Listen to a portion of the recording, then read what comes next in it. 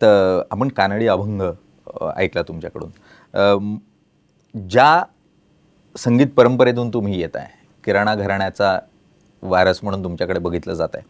मुळात या घराण्यानं अगदी गंगूबाई हनगल असतील, भीमसेनजी असतील, गंधर्व असतील, या सगळ्या परंपरेला पुढे घेऊन जात असताना कधी असं दडपण येतं का, की इतकी मोठी एक स्वर्गीय असा ज्यांचा सांगीतिक असा प्रवास आहे, त्यांची परंपरा, त्यांचा वारसा चालवताना कुठे असं दडपण कधी जाणवतं का? हे बघा, आता ते आमचे जे गुरुजी होते श्रीपती पाडेकर, आनंदजींना माहिती आहे, ते भीमसेनजींचे त्यावेळी म्हणजे 60मध्ये माधव गुडी आणि माझे गुरुजी त्यावेळी ते पुण्यात होते.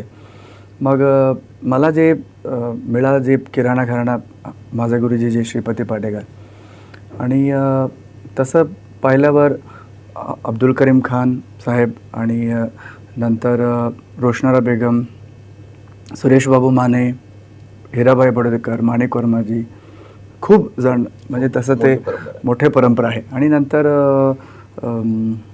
सवाई गंधर्व, त्यांच्यानंतर गंगूबाई हनगल, फिरोज दस्तूरजी आणि भीमसेनजी. आणि हे प्रत्येक एकेकाने खूप मोठे साधना, सगळे किराणा घराणं असलं तरी त्यांचं स्वतःचं एक रियाज आणि त्यांचं स्वतःचं एक वेगळं त्यांनी म्युझिकला दिलेलं आहे. भीमसेनजी म्हणा, गंगूबाई हनगल म्हणा, सवाई गंधर्वजी म्हणा, तर आपण विचारसुद्धा नाही करू शकत.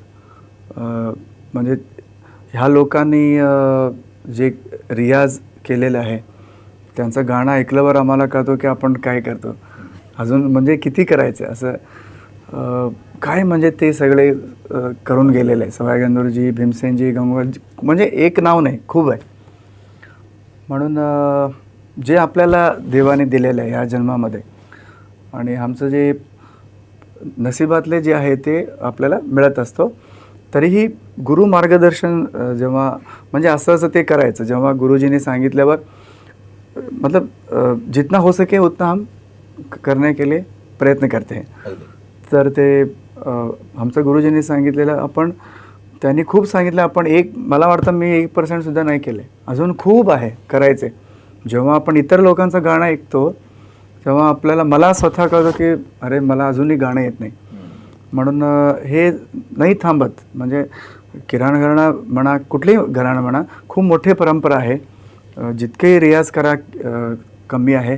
तरीही आपण खूप नशिबान आहे की आमचं गुरुजींचा आशीर्वाद आपल्याला लाभलेला आहे. आणि आईबाबासारखे आशीर्वाद, गुरु, आणि कोणी जे मोठे लोक बसलेले असतात प्रोग्रामला, ते स्वतः इतका आनंद होता की त्यांच्याकडनं ते आम्हाला आशीर्वाद मिळतो.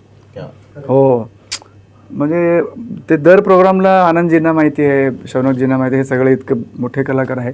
सगळ्यात ते त्यांच्या प्रोग्राममध्ये कोणी मोठे कलाकार त्यांना येऊन खूप छान झालं व आपल्याला आज विठ्ठलाचे दर्शन झालं, त्यांना ते माहिती आहे सगळे प्रोग्राममध्ये. तर एक ते आशीर्वादच आहे. म्हणून खूप मोठं वारसा आहे ते. आपल्याला जितकं होतं ते एवढं करायला अजूनही खूप प्रयत्न करतो. अजून आता isakal.com आहे देशातील नंबर 1 ची मराठी न्यूज वेबसाईट. प्रत्येक अपडेटसाठी isakal.com ला नक्की भेट द्या.